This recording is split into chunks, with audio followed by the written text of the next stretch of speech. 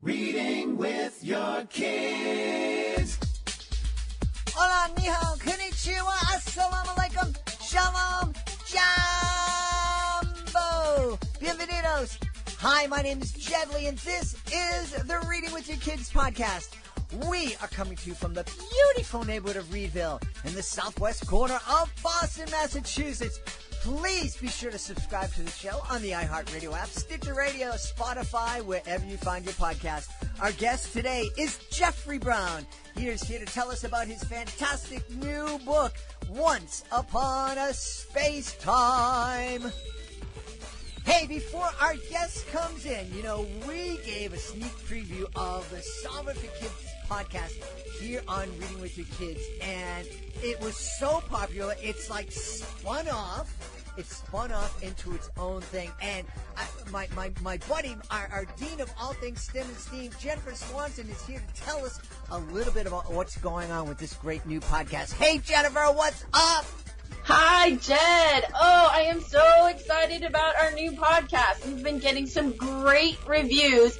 Everybody wants to find out what's going on and meet and listen to some of our scientists and engineers. We have done how do you map an underwater forest? Yeah. We have done how do you cut a person in half safely, of course. Yep. Mm-hmm. We have talked about improving your connection with water by going on a water walk, and we have watched Vanessa Brantley Newton create illustrations that come to life. I took a water walk with my amazing niece. We had such a great time. I didn't fall into the water, but it was really, really fun. And I love the fact that all of our guests are giving our wonderful listeners challenges, really fun challenges that they can do together as a family. And that's so cool. Hey, tell everybody where they can find Solve It for Kids, because it's not on the Reading with Your Kids podcast. It's its own thing. So please, if you want to keep listening, go over to iTunes and Apple Podcasts and subscribe. And you can download all 4 of the first episodes that we have, plus listen to all the new ones we have coming out. You can also find on Stitcher Radio and, of course, through our website, solveitforkids.com. Jennifer, thanks so much. Thanks for letting me be part of this awesome, awesome, awesome podcast. Well, we make a great STEM team, don't you think? Absolutely, absolutely. All right, join us over at solveitforkids.com.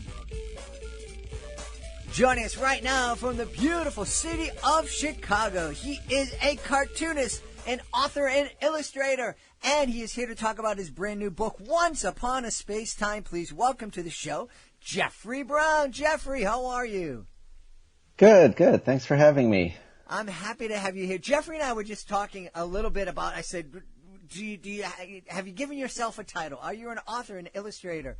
And he's like, well, usually I talk about being a cartoonist, but sometimes you have to explain things. And we're talking just very briefly about the fact that comics and our perception of comics has really evolved over the past few decades, I think. And I think it's a good thing that it has evolved too. Yeah, I mean, especially with kids comics, because when I was a kid, I had the superhero comics, basically the same superhero comics that older readers were reading, and now, especially with like the middle grade space, you have books by like Gene Yang and Raina Telgemeier. You have such a wide variety of kids comics, so that this new generation is growing up with comics in a way that I didn't get to. You're right. As you're speaking, I'm thinking about the comics that I grew up with. Archie. Archie morphed into Riverdale. I turned that on one night and I'm like, this isn't what I read.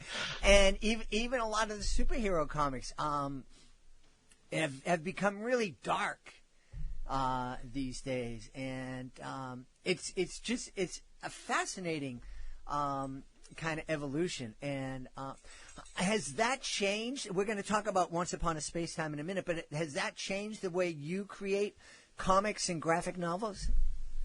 I mean, I guess so. I started out in my career writing independent adult autobiographical comics, so kind of everyday life mostly about relationships and real life stuff. But now I have kids, and so it was just kind of this natural progression for me to like go from writing stuff for grown-ups to writing stuff for kids. And then also, having kids, then you start to see like when I go to a bookstore, the books I'm looking at, or when I go to the library, like the books I'm seeing for kids, I'm like, oh, there's all these other books for younger readers. And, so the superhero stuff turned dark, but at the same time, people started making books for younger readers in a way that in amounts that they weren't before. Yeah, cool. So tell us about Once Upon a Space Time, please. Yeah, so it's my new science fiction series, the first book in the series, and it's about these two Earth kids, G-Day and Petra, and they get kind of picked to join this intergalactic space mission. And the thing is that there's minimal adult supervision on this mission. So there's one human adult and one alien adult, but the alien adult is kind of a goofball and maybe not the most responsible of the adults. And so most of the adult supervision comes from the robots that run the spaceship. And then joining G-Day and Petra are a bunch of other kids, but alien kids from all kinds of different planets. And so, the first book kind of follows G-Day and Petra in learning to become astronauts on Earth, and then they travel to Mars where they meet up with everyone else that's going to go explore the galaxy with them. That sounds really, really cool. I love that idea of, kids interacting in a world where most of the adult supervision is coming from robots. I imagine that can create all sorts of mischief and opportunities for you to write about mischief. Definitely. And so in the robots, they each have their own kind of personalities, and some maybe are a little more naive in their programming, and some are a little more like, oh, yeah, the kids want to get into trouble. I don't mind that. Like, I think I can help them with that. And so I wouldn't say it's like, I guess one of the things I thought about was like Lord of the Flies, right? But Lord of the Flies is really dark and shows kids being really bad. And so these kids, they're a little nicer, and it's a little more along the ideas of like, what if they were all stuck together and they actually worked together in a positive way and helped each other, and they actually learn from each other and all that, the kind of the good side of things. Yeah, boy, I'm really hoping that we're going to have, kids are going to have a chance to come back together again and work with each other. It seems, with the pandemic and everything, kids are away from each other, and they're saying, well, if we open up school again, they can only be in groups of 10, and they have to stay together, and they can't play with anybody else. So this sounds like it would be a great, fun book to read to get your mind off all that craziness that's going on. Yeah, I mean, I think that's the one thing that I think we can remember right now is the importance of books and reading. So, one of the things that we struggled with here was we were fortunate that our school was really good about setting up remote learning, but it's not the same on the screen. And staring at the screen all day, it's like it was exhausting. And so, we got to the point where like you can skip that class meeting.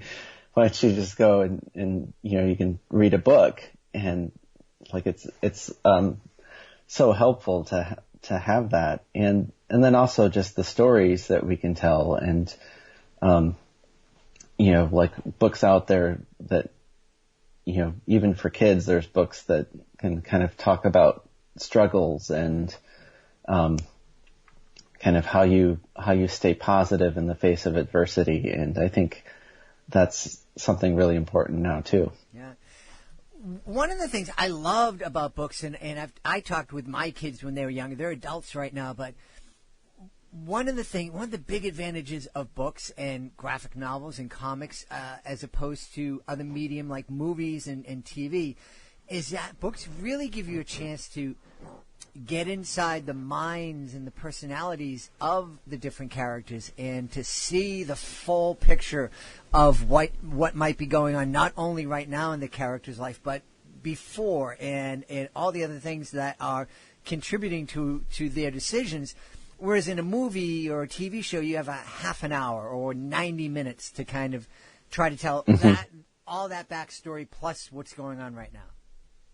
Yeah, and I think, it's especially with graphic novels. Graphic novels have a way of controlling the pace of reading. And so movies, they kind of move at the same pace. Like unless you're going to pause and rewind and interrupt the flow that way, like you're kind of stuck with, you start at this time and you end at this time. And with prose books, it's a little more up to the reader how fast they read. But comics can kind of, with the way panels are laid out and with the way how much dialogue is in each panel, you can kind of help the reader pace themselves, but still leave room for the reader to read at their own pace. And the other thing about comics that I really love is just how expressive they can be. And comics are really great. Cartooning is really great for showing emotion. And, you can do it in a way that can be really funny and exaggerated, but still feel really real. And you can kind of, the drawings of these characters can actually help the reader visualize what is going on inside the character's mind. And, that's like, so I always like to have like a lot of humor and emotion in my stories. It's interesting you're talking about pacing and how graphic novel or comic can kind of control, for lack of a better word, control the pace that a reader is moving through the story. Is that something that you're aware of as you're creating your work? Oh, definitely. It's one of the things too. My editor that I work with, Phoebe Ye, is really great about keeping an eye on that, like, and having a sense of, is the story slowing down? Is there, like, so sometimes it's a case like there's too much dialogue happening on a page, and so it becomes a part where the reader is going to get slowed down by the text while the images are going a lot faster. And so it's definitely something like you kind of have to like really have a sense of, and the more comics I make, the more naturally it comes, but even then, it's helpful to have outside eyes looking at it and saying it got slow here, or like it felt like this part you need to take more time with this moment and let it have some impact. We have a lot of authors who listen to the show, and a lot of self-published authors, a lot of indie authors, and I think one of the things you just said there about having some outside eyes, especially trained professional outside eyes, looking at your work and helping you develop it. That is the one thing that I want to encourage all the authors who are listening. I know it's one thing to get your friends to read and to get their feedback, but you're just going to get friendly feedback for the most part. They're going to tell you it's great, it's super. And meanwhile, if you have somebody who is professional, who has experience, sit down, take a look at it, give you some great advice. It can really elevate your work to where you want it to be. Yeah, I mean, I think, writers' workshops is an idea that's been around for a long time, and I think before going to college and then I also pursued my MFA and worked with because I'm doing comics, worked with the writing department also. You realize like just how helpful it is, because when you're reading other people's work and you have to verbalize why something doesn't feel right in their story. You can't just say like, yeah, this just doesn't feel right. You've got to be able to explain what about it exactly isn't working.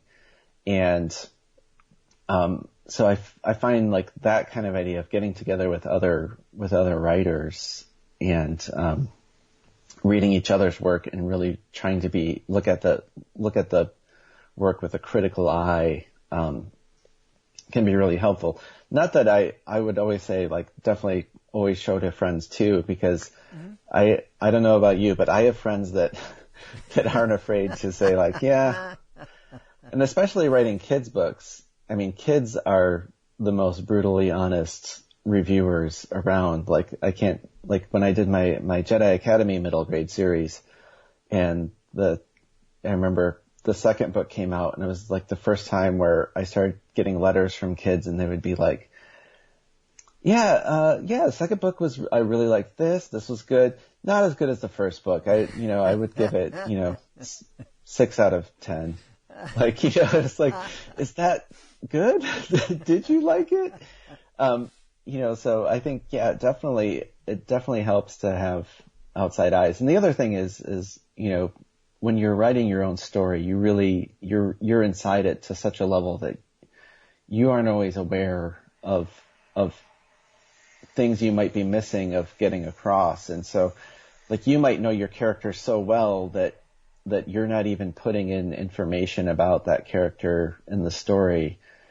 But if the reader isn't getting that information, they're not going to have the same sense of the story. And then you're wondering why people are reading the book and don't get that this is who the character is. It's because you didn't put that in there for the reader. And so I think that's the other part is having someone to just kind of check you on that. Yeah. Now, you mentioned getting your MFA and going in. It sounds like you've had a sense that you wanted to be a cartoonist and do comics and graphic novels for a long time. Basically my whole life. Like, my mom saved everything. So I have all my childhood drawings, and from like, I think the youngest, I think I have a book I put together when I was 4 or 5, Wow. Just like an actual little picture storybook. And I have things that I wrote, for school project where I said, when I grow up, I want to be a comic artist. And so I always loved drawing, always loved writing, loved reading. I loved books. And I knew I always wanted to make books in some form.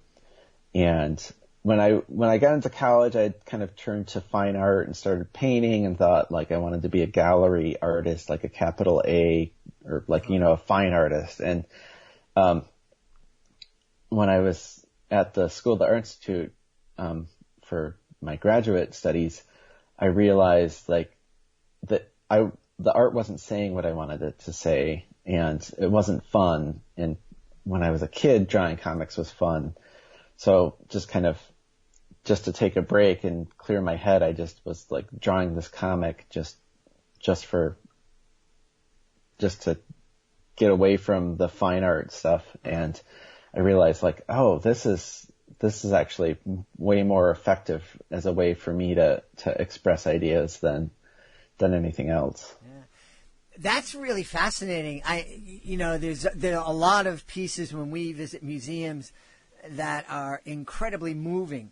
And I know that, there's some, it looks like, the artist has worked for years just to get the right, lighting in it. And you go in some modern art museums, it looks like they spent 10 minutes on it. But I mean, that's such a different, medium and a way to express yourself than comics. Fascinating that you had that kind of detour in your life. Yeah. Yeah. I mean, I think the thing is, I would look at those paintings and I was like, I want to make paintings like that. I want to make art that is just beautiful and overwhelming and moving. But I just came to the realization that I can't do that with painting. Mm-hmm. And whether or not, people think I've done it with books, like that for me, like books are what feels right. And, like I said, I've always loved writing and as well as drawing. And so comics, you get to write and draw. And, it just feels like it's the right medium for me. Yeah. Now, just one other, in case somebody hasn't heard, I've been very open on the podcast that one of the mistakes that I made with my son as he was growing up is I didn't appreciate the fact that the hours and hours and hours that he spent reading graphic novels and manga and comic books that he was actually reading. And and I wasn't trying to punish him or deter him from that, but I would go into the room and say, can you please read a book that doesn't have a picture with it? Once. just once. Do me a favor. But I didn't realize that, he loved it, and he was actually reading stories, and those stories had a lot of meat to them. Yeah. Well, I mean, I think, again, it goes back to, when you or I were kids, the material that was available was, no offense to any of it, but, like it wasn't written with the same depth. It's the same way you can have a novel that's a pulp, just quick read that's just kind of fluff. Mm-hmm. And you can have a novel that's very deep and has lots of layers. Same with movies. You can have a movie that's just a popcorn flick and you're just going to go to, have 2 hours of fun. Mm-hmm. And there's movies that are really make you stop and think. And at this point now, there's enough comics out there where they do all those things that a really good book or a really good movie can do in terms of just having like the intellectual stimulation. And comics are, they've actually started to do studies where it shows that in terms of helping kids to learn to read, comics are helpful because it's letting them see words in the context with pictures that helps them, figure out vocabulary in a way that is easier than with other books. But yeah, when people talk about oh, comics, they get kind of dismissive. I say well, when you're studying English in school, are you studying and you're reading these classic novels? Are you studying paragraph and sentence structure for the most part? No. Maybe at some advanced point in learning, you break down the style, but no, you're studying things about the storytelling. You're studying, character development and plot. And, the thing is that a good comic will have all those things. Comics is just storytelling. Yep. Yeah, absolutely. And we've heard so many, folks tell us that, for kids who may be reluctant readers, kids who might be struggling somewhat, that comics really kind of opens the door for them, and helps them develop a love of reading. It might not be a love of reading the classics, but it's still a love of reading and a love of learning. So don't do what I did. Appreciate. And I bought all the comic books he wanted, so he had access to them. But yeah, just it is writing, and it's really wonderful. What do you? How old are your kids now? And are they the prime audience for Once Upon a Space Time? They're I've kind of mistimed it. I guess I have a 7-year-old and a 13-year-old. So the 7-year-old he's just on the lower end, where he, I can read it with him and he really gets it, but he's maybe just a little young. And the 13-year-old is just, he's heading off into the jaded teenage years, and he has very particular ideas about, what he wants to read. And, right now he's reading his Dark Material series by Philip Pullman. And, yeah, so 8 to 12 is kind of the core range. But, you know, it's funny because over the years, like with my middle grade series, like I've had kindergartners who are like, Jedi Academy is my favorite book. And then the Lucy and Andy series, the series that I did before Space Time, which was about, you know, life in the Stone Age with a lot of science and research. I found that book older kids tended to appreciate because of all the science that was in it. And yeah, so 8 to 12 is about the age range, but. Yeah, and there are kids going to fall on either side of that can Yeah. also enjoy it. And one of the neat things is I loved,